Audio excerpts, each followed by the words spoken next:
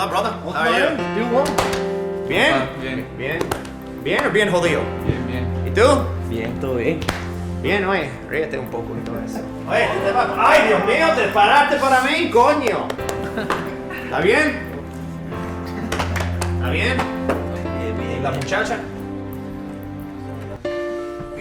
On my father's deathbed, he said, all right, look, he said, son, I need to talk to you. I need to tell you something.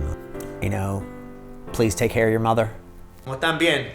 ¿Todo bien aquí? And then he said, well, this is a question I can answer with sincerity. And I was like, well, what's the question, Dad? He goes,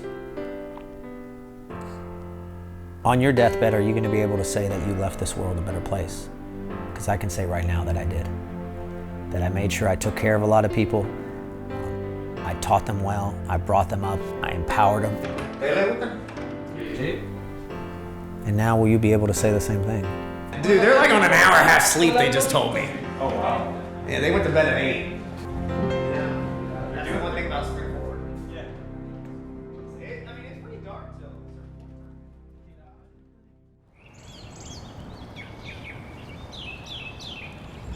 We're right now at my childhood home. For the first 20 years of my life, this is where I lived. My dad got one of those grasses out from the baseball fields. Used to be able to lay on that grass. Felt like a bed you were laying on. You could take a nap out here, but it's always a special place to me. I met Eddy 1994 in high school. Cuban. I met Eddy in 1998 when I started Georgia State. It's still all about the mustard, the pork, the ham, the cheese. I know Eddy from college, fraternity brothers. Nothing like a Cuban sandwich. I've known Eddy for about 23 years. We went to college together. My college friends, you know, they were the group of people that helped me a lot. You know, at 18, I was told my mother only had 6 months to live, and that had a real profound effect on me. You know, you can't really put a price tag on that level of camaraderie. Luckily, my father paid out of pocket for out-of-network procedure that saved her life. Oh, man. Old memory lane, mama. That poor book is coming apart. Me as a little boy. Mm-hmm. Little baby in these pictures.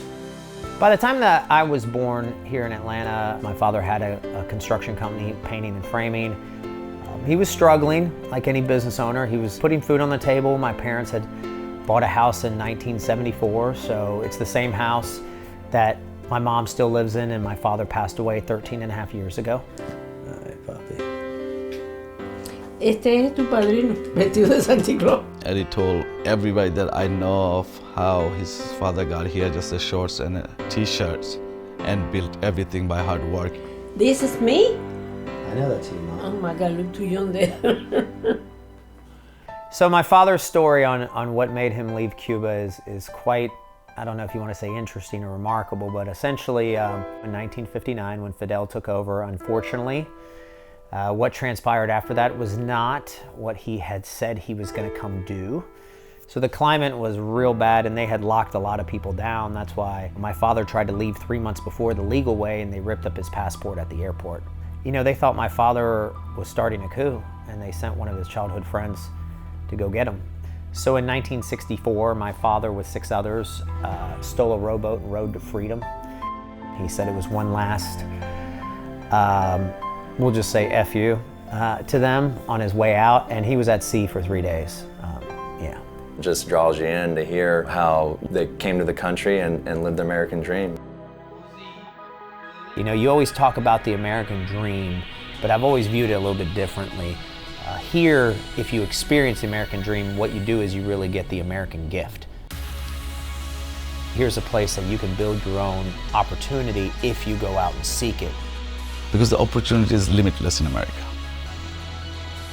It's a little bit harder for some people to get there, but it's there if you're willing to put the work in.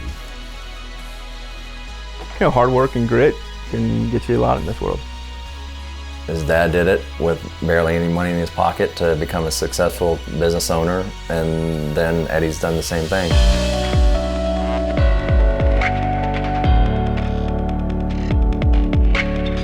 We're at EPM's headquarters in Atlanta, Georgia. We're a mortgage lender licensed in 49 states throughout the country. We do business from the consumer even to our broker channel where we help them give loans to consumers.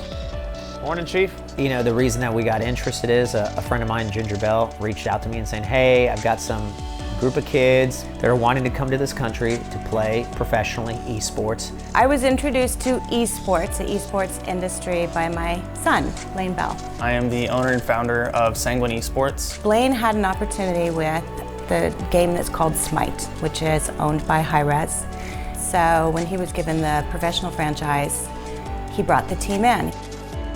I knew exactly that I wanted to take these guys. After I got off the phone, I was like, I already know who I'm going to call. They're going to be freaking out just as much as I am. I was literally in tears. All of them are from Latin America, and they needed to have a house here. And I said, that's the perfect segue to have a housing sponsor. Me being Latino, I said absolutely. There's going to be a lot more benefits of having that team all living together, and they can have a team camaraderie in the house. Eddy believes in possibilities, and the possibilities with this team, where they came from and the challenges that they overcame to get here. So I definitely want to do everything we can to keep them here and keep them going and keep them moving forward. He's always trying to keep people happy. Helping your fellow people and building your success and family success and helping others along the way. And he knows how important it is healthy people, and I'm very proud for he do something like that. He always try to make himself better. He's a very loyal friend, and he'll bend over backwards if he can help you out. You know, you always want to do something that has a purpose, that's highlighting and making somebody better. When you realize things are more than just about you.